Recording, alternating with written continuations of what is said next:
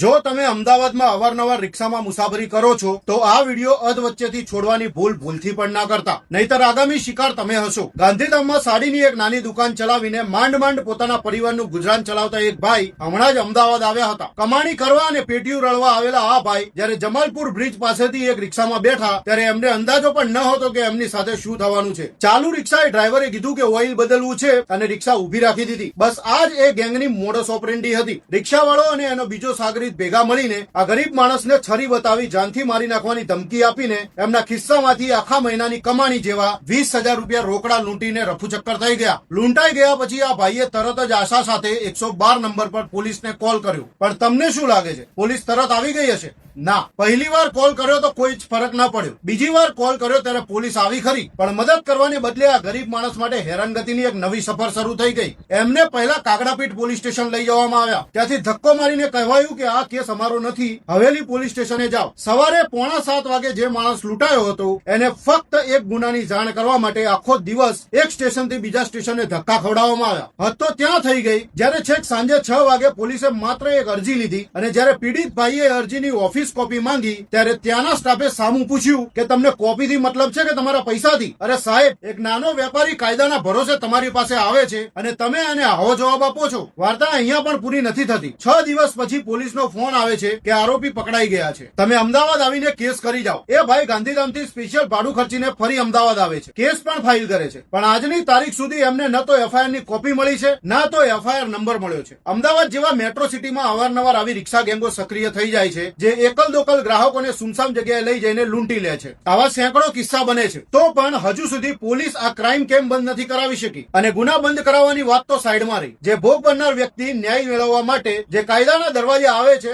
એને તમે સિસ્ટમના ધક્કા ખવડાવો, એ ક્યાંનો ન્યાય છે? પોલીસ જનતાની મિત્ર છે કે માનસિક ત્રાસ આપનારું કોઈ સાધન? જો આજે આપણે આ ગરીબ વેપારીના અવાજમાં અવાજ નહીં પુરાવીએ તો કાલે અમદાવાદની કોઈ રિક્ષામાં લૂંટવાનો વારો આપણો કે આપણા પરિવારનો હોઈ શકે છે. આ વિડીયોને એટલો શેર કરો કે અમદાવાદ પોલીસના ઉચ્ચ અધિકારીઓ સુધી આ વાત પહોંચે અને આ ભાઈને ન્યાય મળે. તમારું આ બાબતે શું કહેવું છે કમેન્ટ સેક્શનમાં મને જરૂર જણાવો. અને આવી જ સત્ય હકીકતો માટે ફોલો કરો ગુજરાતી ઇન્ફોર્મરને.